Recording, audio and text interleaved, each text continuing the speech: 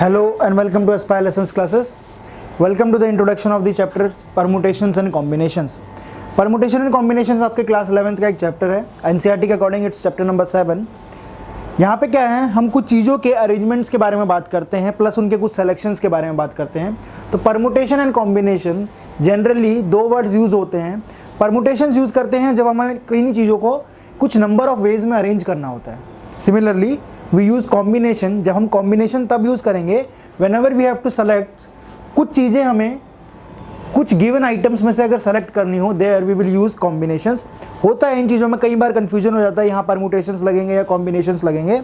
ठीक है, तो समझेंगे उसको इस चैप्टर में डिटेल में. तो फिलहाल अभी हम इंट्रो की तरफ जाते हैं इसके और देखते हैं इस चैप्टर में हम क्या क्या पढ़ने वाले हैं.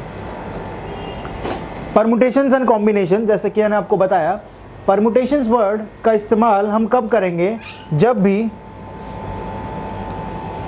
Whenever we have to arrange something.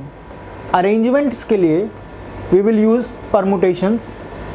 और जब बात करेंगे कॉम्बिनेशंस की, कॉम्बिनेशंस हम कब यूज़ करेंगे, किसी भी चीज़ की सिलेक्शन के लिए.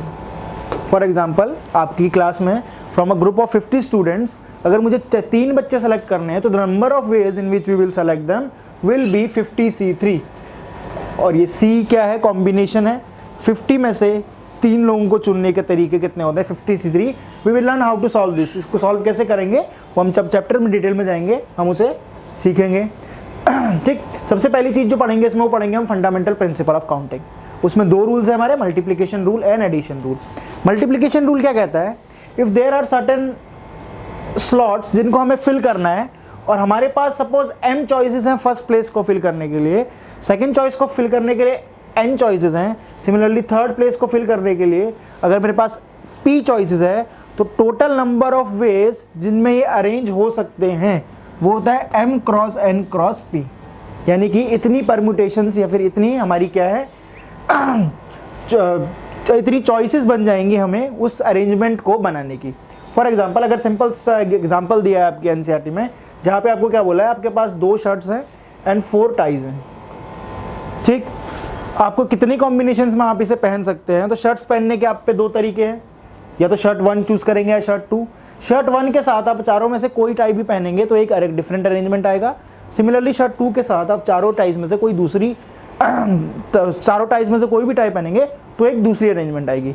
तो टोटल नंबर ऑफ अरेंजमेंट्स यहाँ पे 8 हो गए. But fundamental principle of counting क्या कहता है, total number of choices will be m cross n. यानी कि आप पे टोटल 8 वेज हैं इस तरीके से तैयार होने के. ठीक, ये है simple multiplication rule. Addition rule क्या कहता है, आफ्टर एक प्रोसेस कंप्लीट हो गया है उसके बाद अगर आप नेक्स्ट प्रोसेस पे जाएंगे तो बीच में क्या होगा, उसके समेशन. अगर सिलेक्शन की बात करें, अगर सपोज कुछ सर्टेन नंबर ऑफ पर्सन्स आपने सेलेक्ट कर लिए ग्रुप में से, अगली बार जब आप सेलेक्ट करने जाएंगे अगर वो प्रोसेस पूरा हो चुका है तो बीच में रूल साइन किसका आएगा, एडिशन का. ये हमें एडिशन रूल बताता है. उसके बाद इस चैप्टर में जो पढ़ने वाले हैं वो है फैक्टोरियल नोटेशन. फैक्टोरियल नोटेशन क्या होता है, कुछ नहीं, किसी भी नंबर n का अगर फैक्टोरियल की बात करें कुछ नहीं होता है, वो n से लेके n-1 n-2 so on up to 1 तक का मल्टीप्लिकेशन होता है. यानी कह लीजिए आप 1 से लेके n तक का मल्टीप्लिकेशन है ना, यहाँ पे n भी आएगा. 1 से लेके n तक के नेचुरल नंबर्स का मल्टीप्लिकेशन ही n फैक्टोरियल होता है. ठीक, ध्यान रखेंगे हमेशा नेचुरल या फिर कह लीजिए होल नंबर्स का ही फैक्टोरियल पॉसिबल है. नेगेटिव नंबर्स का फैक्टोरियल पॉसिबल नहीं है, ना ही फ्रैक्शंस या फिर डेसिमल्स का फैक्टोरियल पॉसिबल है. ठीक, तो सपोज और 0 फैक्टोरियल की वैल्यू 0 होती है. 1 factorial is 1, 2 factorial is 2 cross 1. इस तरह से हम फैक्टोरियल नोटेशंस को लिखते हैं. ये पढ़ेंगे हम इस चैप्टर में. और सम रिजल्ट्स रिलेटेड टू, इसके रिलेटेड कुछ रिजल्ट्स पढ़ेंगे कि सपोज n है अपॉन n-1 फैक्टोरियल है, इसकी वैल्यू क्या हो, कितनी केवल n होती है ना. इस टाइप की कुछ हम प्रॉपर्टीज़ यहाँ पे पढ़ेंगे. Exponent of prime of n factorial, यानी कि अगर n फैक्टोरियल की पावर में कुछ होगा, ठीक है, प्राइम पावर्स इस टाइप की, वहाँ पे क्या पढ़ेंगे हम, वो फैक्टोरियल नोटेशंस के अंदर ही आने वाली है चीज़.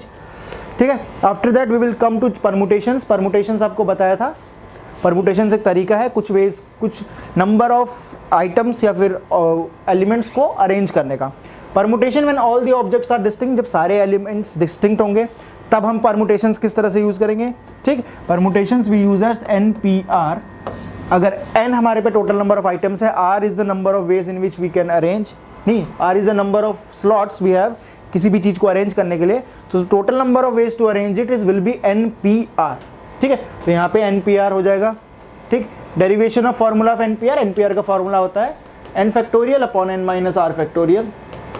ये हम इस तरह से परमुटेशन या NPR को ओपन करते हैं, n factorial upon n minus r factorial, ठीक। Permutations when all the objects are not distinct, जब सारे के सारे ऑब्जेक्ट डिस्टिंक्ट ना होकर कुछ सिमिलर ऑब्जेक्ट्स भी आ जाएं, तो उस केस में हम क्या करते हैं परमुटेशंस के लिए, सिंपली जितने नंबर्स रिपीट हो रहे हैं आइडेंटिकल हैं उतने के फैक्टोरियल से हम उसे डिवाइड कर देते हैं। ये बस इसका इतना सा लॉजिक है। परमुटेशन अंडर रिस्ट्रिक्शंस, रिस्ट्रिक्शंस के अंडर जैसे कि आपकी बुक्स में क्वेश्चन है कि कोई वर्ड दिया है, कहते हैं इसमें से how many ways to arrange them, ठीक, कितने वेज से आप अरेंज कर सकते हैं जबकि सारे वॉवल्स इकट्ठे हों या सारे कॉन्सोनेंट अलग हो या दो वर्ड्स के बीच में कुछ पर्टिकुलर नंबर्स ऑफ वर्ड्स हो, इस टाइप की चीज़ें हम पढ़ेंगे परमुटेशंस अंडर रिस्ट्रिक्शन। रिस्ट्रिक्शन के अंदर आप परमुटेशंस को किस तरह से इस्तेमाल करेंगे, that will be under permutation under restriction, ठीक। After that will come to combination. Combination आपको पता है किसी भी चीज़ के सिलेक्शंस के लिए यूज़ होता है, ठीक। Number of combination of n different thing taken are at a time, n different thing का are at a time combinations लेने को ही NCR कहते हैं। इस NCR के एक्सपेंशन की बात करूं तो ये कुछ इस तरीके का n factorial upon n minus r factorial into r factorial, ये चीज़ होती है NCR, ठीक। उसके बाद जो इंपॉर्टेंट चीज़ पढ़ेंगे वो प्रॉपर्टीज़ ऑफ NCR पढ़ेंगे।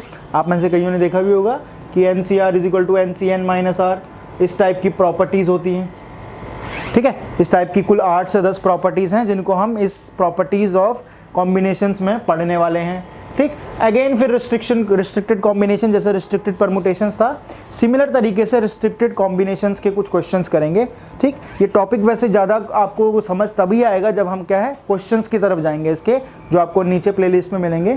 जब आपको क्वेश्चंस मिल जाएंगे सारे के सारे, तब आपको कंसेप्ट ज़्यादा क्लियर होगा, where we have to use permutations and where we have to use combinations, ठीक। तो ये था कॉम्बिनेशंस के बारे में। आफ्टर दैट इंपॉर्टेंट टॉपिक है कंपटीशन के हिसाब से सर्कुलर परमुटेशंस। सर्कुलर परमुटेशंस का मतलब है सर्कुलर अरेंजमेंट है, ठीक है। वहाँ पे आपसे कुछ परमुटेशंस के अरेंजमेंट्स के सवाल पूछ सकता है कि सपोज 3 लोग बैठे हैं सर्कुलर में, कितने वेज में ये बंदा इसके हमेशा लेफ्ट में होगा, हमेशा राइट में होगा, इस टाइप के क्वेश्चंस आपने देखे होंगे, ठीक। That will be under clockwise and anti clockwise arrangement, ठीक। ऑल पॉसिबल सिलेक्शन, सारे जितनी तरीके की अरेंजमेंट बन सकती हैं, तो सारा का सारा सर्कुलर परमुटेशंस में ही आएगा।